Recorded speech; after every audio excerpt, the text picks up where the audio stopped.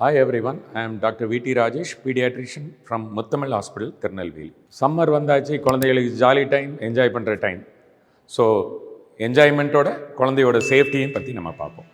இந்த சம்மரில் குழந்தைகளுக்கு என்னென்ன மாதிரி பாதிப்புகள் வரலாம், என்னென்ன மாதிரி கேம்ஸ் விளையாடலாம், என்னென்ன ஃபுட்டு கொடுக்கலாம், என்னென்ன ஹைட்ரேஷன் பண்ணுறதுக்கு என்னென்ன பண்ணலாம், எப்படி இந்த சம்மரை சேஃபாக இருக்கிறதுங்கிறத பற்றி இந்த வீடியோவில் நம்ம பார்ப்போம்.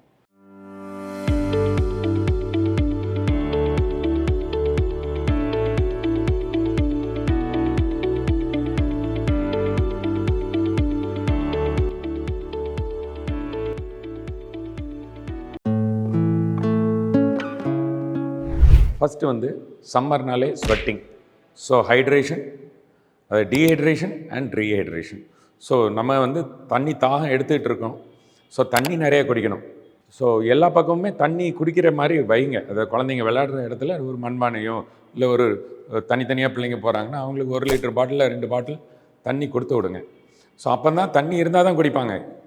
உள்ளே போய் குடிக்கணுன்னா அவங்க குடிக்க மாட்டாங்க. அதனால் ஹைட்ரேஷன் ரொம்ப இம்பார்ட்டன்ட். ஸ்வெட்டிங் ஆகிட்டே இருக்கும். எவ்ரி ½ அன் ஹவருக்கு ஒருக்கா ஒரு பிரேக் அவங்கள ஞாபகப்படுத்துங்க, குடிக்க சொல்லுங்கள். Let them play. ஏன்னா இதுதான் என்ஜாய்மெண்ட் டைம். அதுக்கப்புறம் வந்தால் ஸ்கூலில் உட்கார வச்சுருவாங்க. So let them play. ஆனால் ரொம்ப ஹாட் சன்னில் கீழே விளையாட விடாதுங்க. அப்போ 10 மணிலேருந்து 4 மணிக்கு தான் நல்லா ஹீட் ரொம்ப இருக்கும். அந்த டைமில் அவங்கள விளையாட விடாமல் பார்த்துக்கோங்க. ஷேட்ஸில் விளையாடட்டும். அப்பார்ட்மெண்ட் இருக்குது, பேஸ்மெண்ட்டில் விளையாடலாம். என்னென்ன மாதிரி ஆக்டிவிட்டீஸ் எல்லாம் கொடுக்கலாம். Best time for swimming. எல்லாம் அந்த ஒரு 7 வயசு 8 வயசு குழந்தைங்க இருக்காங்கன்னா எல்லாரையும் ஸ்விம்மிங் அனுப்பி விடுங்க. ஏன்னா ஸ்விம்மிங் ஒரு லைஃப் சேவிங் ஸ்கில். நம்ம கற்றுக்கலனாலும் நம்ம குழந்தைங்க கற்றுக்கணும். பாருங்கள், குழந்தைங்க டூருக்கு போகிறாங்கம்பாங்க, அங்கே 4 குழந்தைங்க தண்ணியில் இறந்துட்டாங்கம்பாங்க. மெடிக்கல் காலேஜ் ஸ்டூடெண்ட்ஸு போய் இறந்துடுறாங்க. அதெல்லாம் பார்க்கும்போது ரொம்ப கஷ்டமாக இருக்குது. அதுக்கு ஒரு காரணம் நம்ம பேரண்ட்ஸ் தான். நம்ம அவங்கள கூட்டிகிட்டு போய் நம்ம ட்ரெயின் பண்ணல. சம்மர் டேஸ் ஒரு 10 நாளில் கற்றுக்குவாங்க இந்த ஸ்விம்மிங் விட்டிங்கன்னா. ஏன்னா 20-30 குழந்தைங்க ஒன்று போல் நீச்சல் அடிக்கும்போது கரெக்டாக நான் போய் பார்த்துருக்கேன். என் பையனுக்கு ட்ரைனிங் கொடுக்கும்போதெல்லாம் 6ஆவது நாள் 7ஆவது நாள் நல்லா நீச்சல் கற்றுக்குறாங்க. ஸோ நீங்களும் உங்கள் குழந்தைங்கள என்கரேஜ் பண்ணுங்கள். நீங்களும் ஒரு பிரேக் எடுங்க. போய் அவங்க கூட போயிட்டு காலையில் போயிட்டு ஸ்விம்மிங் பூல் போயிட்டு நீங்கள் அவங்கள விடுங்க. நீங்கள் ஒரு வாக்கிங் போங்க. உங்களோட ஃபிசிக்கல் ஆக்டிவிட்டியும் கூட்டிக்கோங்க. So swimming first. செகண்ட் பார்த்திங்கன்னா ஸ்கேட்டிங் போகலாம். அவங்க ஸ்கேட்டிங்கும் ஏர்லி மார்னிங், அதே மாதிரி கொஞ்சம் ஈவினிங் டைம்லேயும் அவங்க போகலாம். ஸோ ஸ்கேட்டிங் போகிறாங்கன்னா அதுக்கு தகுந்த கியர்ஸ், ஹெல்மெட்டு, முழங்கைக்கு முட்டுக்கு போடக்கூடிய கார்ட்ஸு இதெல்லாம் பார்த்துக்கோங்க. ஏன்னா இன்ஜுரி ப்ரோன் இதெல்லாமே. அப்போ கொஞ்சம் ரெகுலராக மானிட்டர் பண்ணிக்கோங்க. அதுக்கு டீச்சிங் பண்ணுறவங்க, ஸ்கேட்டிங் டீச்சிங் சம்மர் கேம்பில் சொல்லிக் கொடுப்பாங்க. அந்த மாதிரி இடங்களுக்கு கூட்டிகிட்டு போங்க. ஃபிசிக்கல் ஆக்டிவிட்டியை என்கரேஜ் பண்ணுங்கள். ஏன்னா லீவில் மட்டும்தான் இவங்க ஆக்டிவாக இருக்க முடியும். அதே மாதிரி ஜாகிங், சைக்கிளிங் போகும்போது ஹெல்மெட் போட்டிருக்கணும். ஸோ சைக்கிளிங்கெலாம் என்கரேஜ் பண்ணுங்கள். ஏன்னா நிறைய குழந்தைங்க இன்றைக்கி பெருசானதுக்கப்புறம் சைக்கிள் ஓட்ட தெரிய மாட்டேங்க. ஸோ இதெல்லாம் பேசிக் ஸ்கில்ஸ். இன்னொன்று, எந்த குழந்தை சின்னதாக இருக்கும்போது நல்லா ஆக்டிவாக இருக்காங்களோ அவங்க தான் அடலசென்ட்டாக இருக்கும்போது ஆக்டிவாக இருக்காங்க. சேல்ரி வாங்கி சம்பாத்தியம் பண்ணும்போதும் இல்லை ஃப்யூச்சர்லேயும் பார்த்தீங்கன்னா ஆக்டிவாக இருக்காங்க.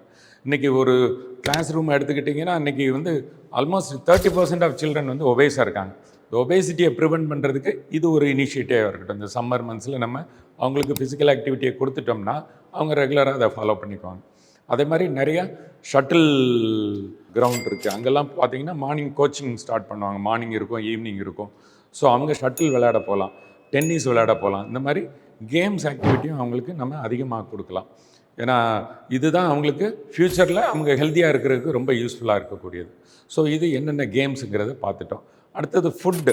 இப்போ சம்மரில் வந்து எப்போவுமே கொஞ்சம் லைட் ஃபுட்டாக இருக்கட்டும். ஹெவி ஃபுட்டு, ரொம்ப மசாலா உள்ளதை கொடுக்குறாங்க.